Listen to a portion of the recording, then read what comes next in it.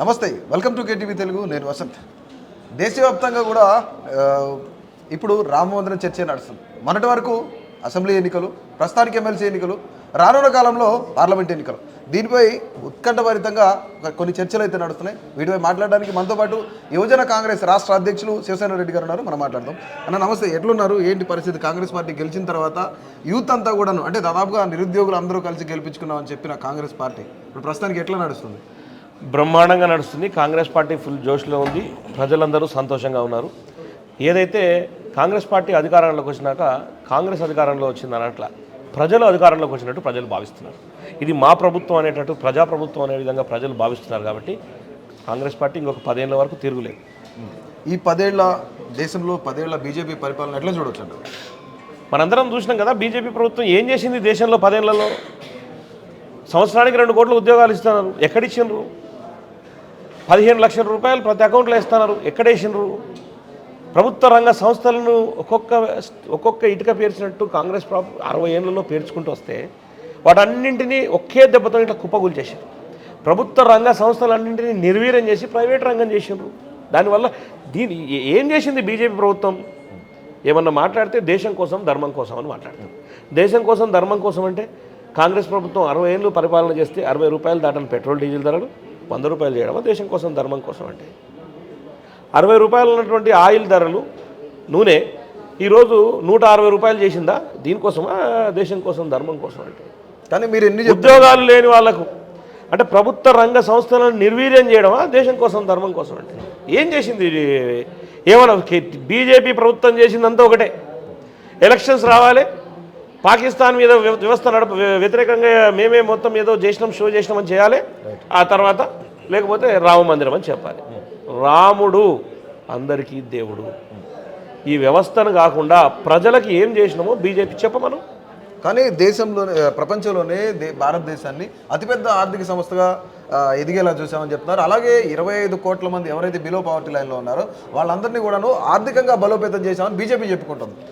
ఈరోజు ప్రపంచంలోనే ఆర్థిక వ్యవస్థలో అంటే పతనమైన స్థాయిలో ఈరోజు తీసుకొచ్చింది మాజీ ప్రధానమంత్రి మన్మోహన్ సింగ్ గారు. ఆయన వేసిన పునాది.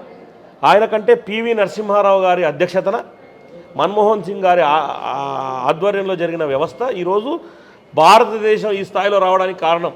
నరేంద్ర మోడీ వచ్చి ఏం సర్దిద్దిండు, ఏం సర్దుబాటు చేసిండు ఒకసారి ఆలోచన చేయాలి.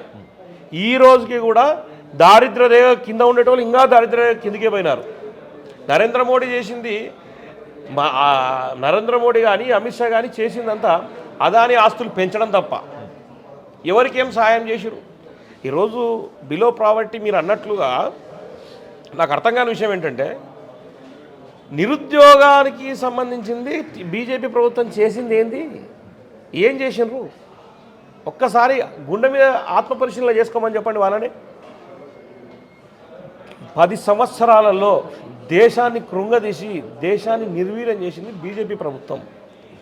దాన్ని తప్పించుకోవడం కోసం రామమందిరం పేరుతో, అదేవిధంగా ఈ మతోన్మాదానికి సంబంధించిన ముస్లిం హిందూకి సంబంధించిన అల్లర్ల పేరుతో ఈరోజు తప్పిస్తున్నారు. కానీ ఏం చేసింది ఈరోజు బీజేపీ? ఏం చేసింది? ఏ కోణంలో విద్యార్థులను ఆదుకున్నది, నిరుద్యోగులను ఆదుకున్నది? అది దాని మీద ఫైట్ చేయమని చెప్పండి. ఇప్పుడు బీజేపీ చెప్తున్నమాట, ఒకవేళ రాష్ట్రంలో కాంగ్రెస్ గెలవాలని కోరుకున్న వాళ్ళందరూ కూడాను దేశం అభివృద్ధి చెందాలంటే మళ్ళీ కేంద్రంలో బీజేపీనే రావాలని కోరుకున్నారని బీజేపీ వాళ్ళు చెప్తున్నమాట. నేను అదే అంటున్నా కదా, దేశం అభివృద్ధి చెందాలంటే ఇక్కడ కూడా రాష్ట్రం కూడా అభివృద్ధి చెందొద్దా? వాళ్ళకి తప్పుడు సమాచారాలు తీసుకొచ్చి తప్పుడు ఒక ప్రపగండాన్ని తీసుకొని వస్తున్నారు. దేశంలో కానీ రాష్ట్రంలో కానీ కాంగ్రెస్ పార్టీ అధికారంలో ఉన్నప్పుడే ప్రజలు సంతోషంగా ఉన్నారు. కాంగ్రెస్ పార్టీ అధికారంలో ఉన్నప్పుడే ప్రజలకు ఎక్కడ ఇబ్బందులు లేకుండా వ్యవస్థ ముందుకు సాగినాయి. కాంగ్రెస్ పార్టీలో ఒకప్పుడు నీరవ్ మోడీని కానీ, ఇప్పుడు మనందరం చూస్తున్నాం నరేంద్ర మోడీని ఒకటే అడుగుతున్నాం. నరేంద్ర మోడీ కానీ బీజేపీ నాయకులను ఒకటే అడగదలుచుకున్నాం. ఒకప్పుడు కాంగ్రెస్ పార్టీలో ఒక స్కామ్ జరిగితే మాకు మిత్రపక్షమైనటువంటి కరుణానిధి కూతురు కలిమేని తీసుకొని పోయి జైలు వేసినారు. అంటే అరెస్ట్ చేయడం జరిగింది. అక్కడ ఉన్న కేంద్ర మంత్రిని కూడా ఆల్రెడీ తీసుకొని పోయి ఆయన అరెస్ట్ చేయడం జరిగింది. ఆ రోజు ఈరోజు జరుగుతున్న స్కామ్లకు దాని గురించి అదాని కానీ, ఈరోజు అదాని ఆస్తులు ఏ విధంగా పెరిగినాయని, ఈరోజు జరుగుతున్న ఏ స్కామ్కైనా కానీ నీరవ్ మోడీ ఈరోజు బ్యాంకులను ముంచిపోతున్నారంటే ఎక్కడ జరుగుతుంది, ఏ విధమైన యాక్షన్ తీసుకున్నారు? రాహుల్ గాంధీ గారి ప్రారంభించిన జోడో యాత్ర మణిపూర్ నుంచి స్టార్ట్ చేయడానికి ముఖ్యంగా గతంలో ఏదైతే మణిపూర్ అల్లర్లు జరిగినాయో వాటికి సానుభూతిగానో లేదంటే దాన్ని క్యాచ్ చేసుకోవడానికి అక్కడి నుంచి స్టార్ట్ చేశారని కొంతమంది అంటున్న మాటలు, వాళ్ళకేం చెప్తారు మీరు? దేశంలో ఒక మహిళ నగ్నంగా నడిపించింది మణిపూర్లో, గవర్నమెంట్లో ఉన్నది బీజేపీ.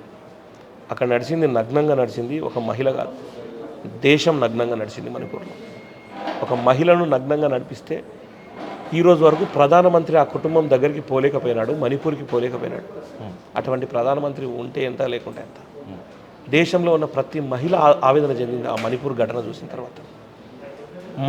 ఒక మహిళనే కదా అని ఆలోచన చేసిన తోవలో వాళ్ళు నడిపిస్తున్నారు. కానీ మణిపూర్లో నడిచింది ఒక మహిళ దేహం కాదు, దేశం నగ్నంగా నడిచింది. ఆ విషయం గ్రహించిన రాహుల్ గాంధీ ఆ రోజు మణిపూర్కి పోతే అడ్డుకున్నారు. ఈరోజు కాబట్టే మణిపూర్లో జరుగుతున్న అన్యాయాలు, అక్రమాలు బయటికి వెలుగు రానివి ఎన్నో ఈరోజు బయటకు వస్తున్నాయి. ధైర్యంగా, స్వచ్ఛందంగా ఈరోజు మణిపూర్లో ఉన్న మహిళలు, ప్రజలందరూ రోడ్డు మీదకి వస్తున్నారు. రాహుల్ గాంధీ అనే ఒక ధైర్యం, రాహుల్ గాంధీ అనే ఒక భరోసా, ఆ భరోసాను నమ్మి ఎంతమంది అరాచకంగా పోలీసులతో కానీ ఆ లోకల్లో ఉండేటువంటి రాజకీయ దిగ్బంధం చేసినా కూడా ప్రజలు స్వచ్ఛందంగా రోడ్లోకి వచ్చి నీరాజనం బట్టి రాహుల్ గాంధీ మాకున్నాడు అనే ధైర్యంతో, కాంగ్రెస్ పార్టీ జెండా ఉంది అనే ఒక ధైర్యంతో ఈరోజు ప్రజలందరూ రోడ్డు మీదకి వస్తున్నారు. రేపు రాబోయే పార్లమెంట్ ఎలక్షన్లో మణిపూర్ వ్యవస్థ ఎట్లుంటుందో మీరే చూస్తారు. రాబోయే అయోధ్య రామ మందిరాన్ని బాయ్కాట్ చేయడానికి ముఖ్యంగా కాంగ్రెస్ పార్టీకి భయం వల్లనే బాయ్కాట్ చేస్తున్నారు, ఎప్పుడు బీజేపీకి మంచి పేరు వస్తుందని బాయ్కాట్ చేస్తున్నారని చెప్తున్నారు. నిజమేనా? బీజేపీ వాళ్ళు వాళ్ళ పేమెంట్ అంటే వాళ్ళు ఏదో వాళ్ళ సొంత ఆస్తిగా వ్యవస్థ నడుపుతున్నారు. అది వారి సొంత ఆస్తి కాదు. రాముడు దేశంలో ఉన్న ప్రతి ఒక్క పౌరుడికి దేవుడు, దేశంలో ఉన్న ప్రతి పౌరుడికి రాముడు దేవుడే. కానీ బీజేపీ ఇది మా ఆస్తి, నరేంద్ర మోడీ ఇంతకెళ్ళి రాసిచ్చినట్లు, లేకపోతే అమిత్ షా తాతల ఆస్తి రాసిచ్చి గుడి కట్టిన విధంగా వాళ్ళు భావిస్తున్నారు. వారు అదే విధంగా బిహేవ్ చేస్తున్నారు. అది సరైన పద్ధతి కాదు. ఆ విషయాన్నే మేము చెప్పలేదు. కాంగ్రెస్ పార్టీకి భయం వేసింది అని చెప్తున్నారు. ఏమంటారు? కాంగ్రెస్ పార్టీ 60 సంవత్సరాల్లో ఇటువంటి ఎంతోమంది తోడుదొంగలను చూసింది, ఎంతోమందిని ఇటువంటి వాళ్ళను ఎదిరించింది, ఎంతోమంది ఇటువంటి ఎన్నిపోటుదారులు ఎంతోమంది వచ్చినా వాటన్నింటినీ అధిగమించి పార్టీ పూర్వవైభవంలోకి వచ్చింది. కాంగ్రెస్ పార్టీకి ఇవన్నీ, కాంగ్రెస్ పార్టీ అంటే ఒక వనం లాంటిది, అడవి లాంటిది. ఈ అడవి ఎండాకాలం రాగానే మొత్తం ఎండిపోయింది అనుకుంటారు, కానీ వర్షాకాలం వస్తుందని గ్రహించాలి. ఖచ్చితంగా కాంగ్రెస్ పార్టీకి ఇన్ని రోజులు ఎండాకాలం ఉందేమో, వర్షాకాలం వచ్చినాయి, తెలంగాణలో ఆల్రెడీ నీళ్లు పడినాయి. ఇప్పుడు దేశం మొత్తం ఈ నయా యాత్రతో, రాహుల్ గాంధీ భారత్ జోడో యాత్రతో చిరుజల్లులు వచ్చినాయి. ఖచ్చితంగా వర్షాకాలంలో పెద్ద ఎత్తున టోటల్ దేశం కాంగ్రెస్ వశం కాబోతుంది. రైట్. ఇప్పుడు ఏం చెప్తారు? బండి సంజయ్ వెరీ రీసెంట్గా కేసీఆర్ బయటకు వస్తున్నాడు, కాంగ్రెస్ పార్టీ కూలిపోబోతుంది, ప్రభుత్వం కూలిపోబోతుందని చెప్పి కొన్ని సంచలనమైన కామెంట్స్ కూడా చేస్తున్నారు ఆయన. గతంలో బీఆర్ఎస్ నాయకులు కూడా అదే మాట అన్నారు. కేసీఆర్కు బయటకు వస్తే, కేసీఆర్ కాదు, బండి సంజయ్ కాదు, కేసీఆర్ వాళ్ళ నాయన వచ్చినా కూడా బయటకు వచ్చిన కాంగ్రెస్ పార్టీ ఇటుక కూడా కదిలించలేరు. బండి సంజయ్, కేసీఆర్ ఒకప్పుడు వాళ్ళు లోపాయి ఒప్పందాలు ఉన్నాయి కాబట్టి నేను తిడతా మీరు ఏడవండి, మీరు తిడితే నేను ఏడుస్తా అనే విధంగా వాళ్ళందరూ మొదటి నుంచి నడుపుకుంటారు. అది ప్రజలందరికీ తెలిసిందే, ఈరోజు కొత్తగా తెలిసింది ఏం కాదు. మన లింగోజిగూడలో ఒకప్పుడు మేము టీఆర్ఎస్ పార్టీ అధికారంలో ఉన్నప్పుడు బండి సంజయ్ అధ్యక్షుడు ఉన్నప్పుడే వాళ్ళిద్దరు కలిసిపోయి మా అభ్యర్థిని, కాంగ్రెస్ పార్టీ అభ్యర్థిని ఓడగొట్టాలని చూసారు. ఆ రోజే అర్థమైంది అందరికీ కూడా. దాని తర్వాత జరుగుతున్న అన్ని పరిణామాలు అందరికీ తెలిసినాయి. రాబోయే రోజుల్లో ఇప్పుడు ఎందుకు ఈ రోజు వరకు కవితను అరెస్ట్ చేయాలంటే సమాధానం లేదు. కవితను అరెస్ట్ చేయాలని బండి సంజయ్ని గద్దెదించి కిషన్ రెడ్డి తీసుకొచ్చి ఆడబెట్టిర్రు. అది బండి సంజయ్ తెలుసుకోవాలి. ఇవన్నీ బండి సంజయ్కి తెలుసు కూడా, ఏదో పైకి మాట్లాడాలని మాట్లాడతాడు అంతే. ఇంకా ఆయనకు తెలియదా ఏంది? ఆయన పదవి గండం ఎందుకు వచ్చింది? అంటే కవితను అరెస్ట్ చేయాలన్నాడు, పదవిని తీసి పక్కన పెట్టిర్రు, కిషన్ రెడ్డిని తీసుకొచ్చి ముందర పెట్టిర్రు. అందరికీ తెలిసిన విషయమే కదా. రైట్. గత శాసనసభ ఎన్నికల్లో మిమ్మల్ని ఎమ్మెల్యేగా అభ్యర్థిగా చూడాలని చెప్పేసి రాష్ట్ర వ్యాప్తంగా ఉన్న యువజన నాయకులందరూ కూడాను కోరుకున్నారు, మీ అభిమానులందరూ కోరుకున్నారు. ప్రస్తుతానికి ఇప్పుడు గత ఎన్నికల్లో యూత్ కూడా పెద్ద ఎత్తున పాల్గొన్నారు మీ విభాగం నుంచి. సో ఈసారి ఎంపీగా ఎక్కడి నుంచి పోటీ చేస్తున్నారు? భువనగిరి నుంచి చేస్తున్నారా, మెదక్ నుంచి చేస్తున్నారా ఏంటి? అభిమానులకు ఏం చెప్తారు? ఖచ్చితంగా పార్లమెంటు స్థాయి సమీక్ష సమావేశం ఈ వారంలో ఉండబోతుంది. రైట్. పార్లమెంటు బరిలో ఉండబోతున్న పార్లమెంట్ కాంగ్రెస్ పార్టీకి ఒక సైనికుడిగా నేను పనిచేయడం అనుకున్నాను. మొదటి నుంచి కూడా ఎన్ఎస్యుఐలో పనిచేసిన, ఎన్ఎస్యుఐ స్టేట్లో జనరల్ సెక్రటరీ చేసిన, పార్లమెంట్ ప్రెసిడెంట్ చేసిన, ఈరోజు రాష్ట్ర అధ్యక్షుడిగా ఉన్నాను. కాంగ్రెస్ పార్టీ సైనికుడిగా కొనసాగుతూనే ఉంటా. కాంగ్రెస్ పార్టీ అధిష్టానం నాకు ఆ రోజు ఇచ్చిన మాట ఖచ్చితంగా నాకు కానీ, ఇప్పుడు వెంకట్కి కానీ, ఒకరిని ఎమ్మెల్సీగా ఒకరిని ఎంపీగా అకామిడేషన్ చేస్తామని మాట ఇచ్చిండ్రు. ఆ రోజు వెంకట్ చేసిండ్రు, సంతోషం. ఖచ్చితంగా ఎంపీగా ఎక్కడి నుంచి పోవాలి ఈ 4-5 రోజుల్లో తెలిసిపోతుంది. ఎంపీగా పోటీ చేస్తాం. మీ అందరి ఆశీర్వాదంతో, ప్రజల ఆశీర్వాదంతో, ఆ రాముడి ఆశీర్వాదంతో ఖచ్చితంగా రాహుల్ గాంధీ, రేవంత్ అన్న, కోమటిరెడ్డి వెంకటరెడ్డి గారు, ఉత్తమన్న ఆశీస్సులతో, ఖచ్చితంగా బట్టి విక్రమార్క ఆశీస్సులతో, పెద్ద మెజార్టీతో, ప్రజలందరి ఆశీస్సులతో గెలుస్తాం. రైట్. ఫైనల్లీ ఇండియా కూటమిలో లోకలోకలు స్టార్ట్ అయినాయి, అసంతృప్తులు పెరిగిపోతున్నారు. ఇండియా కూటమి ఎక్కువ కాలం నిలబడదు అనుకున్న వాళ్ళందరికీ ఏం చెప్తారు? ఇండియా కూటమి చాలా శక్తివంతమైనది. రైట్. ఆ శక్తివంతమైన దాన్ని ఏ విధంగా దాన్ని ఇబ్బందులు పెట్టాలని విశ్వ ప్రయత్నం చేస్తుంది బీజేపీ. వాళ్ళకి ఆటలు సాగుతలేవు, ఏం చేయాలో తెలుస్తలేదు.